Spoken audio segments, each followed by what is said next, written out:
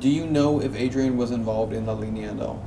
I don't know. Once again, it's been a long time. In fact, it had been 2 years since this woman had seen Adrian Ramirez. Her identity had to be hidden. I'm only going to tell you that she is a close relative of Ramirez, the man accused of masterminding the execution of 18 teens over the weekend in Juarez. For her to share her story, we had to protect her identity. You know, we've had a couple of vehicles roaming around our house, so we are obviously very afraid to go to Mexico. We're afraid here as well. Adrian Ramirez was killed on Tuesday during a reported shootout with Mexican military. Only 2 days after the massacre of teens at a birthday party, Ramirez was stopped by soldiers while driving. There is a huge, mass murder that takes place over the weekend. It gets a lot of national coverage in the U.S. El cobarde asesinato de un grupo de jóvenes. President Calderón's talking about it on his trip to Japan. It's getting a lot of attention, and so suddenly we found the person responsible, and they suddenly grab somebody up off the street and say, he's the mastermind, put the whole thing together. Did that strike you as odd and the family as odd? Did it strike me as odd? It doesn't surprise me, I can tell you, because it seems like every time there is something this big that happens, they always find somebody that ends up dead and ends up being blamed for everything that's happened, up until the point being that the person that is dead can no longer speak for himself. ¿Qué iban a hacer?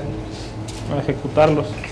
The man who could speak, Jose Arroyo. This was video from the Mexican military of his alleged confession. The one that they apprehended, of course, got beat up. Right. Who knows, he said all this stuff. Didn't show his statement. Yes, exactly. What's more, the family says there was a third person arrested with Arroyo, so where is he? Where is the third person? What happened to the third person? And was the third person, was your knowledge of that person coming primarily from media reports, or did you have other information that indicated a third person? The media coverage showed him being taken in the ambulance. He was alive and well. He was obviously hurt. And then there's been absolutely nothing else about him.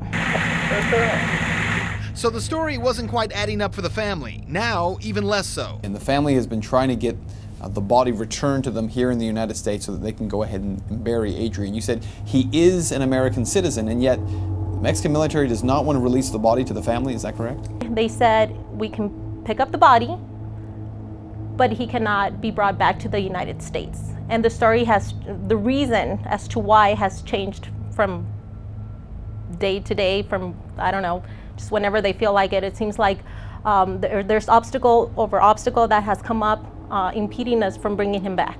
The family says they were at one time told they couldn't bring him back to the U.S. because the military might have to exhume his body at some point. Now the government is pushing for the next of kin to come to Mexico, something they say they're probably not going to do.